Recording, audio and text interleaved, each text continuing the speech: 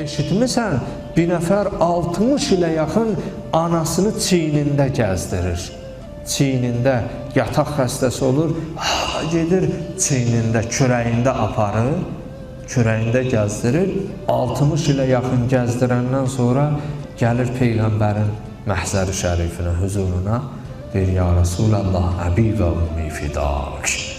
Atam, anam sənə qurban olsun, ya Rasulallah.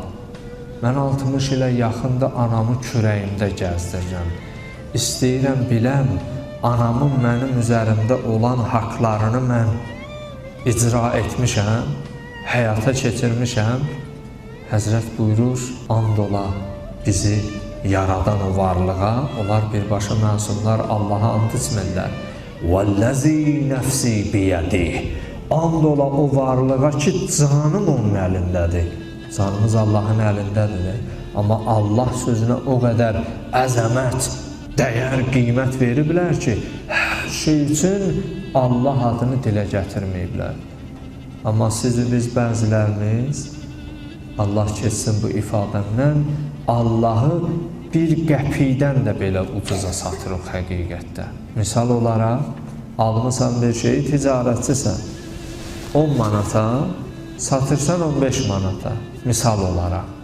Müştəri gəlir, deyir, biraz aşağı mümkündürsə keçəcəklə, deyirsən, and ola Allaha bir qəpik belə üstünə qoymamışam. Həqiqətdə Allahı burada bəşər qəpikdən də ucuz satır. İfadəsi ilə qəpikdən də ucuz satır Allahı.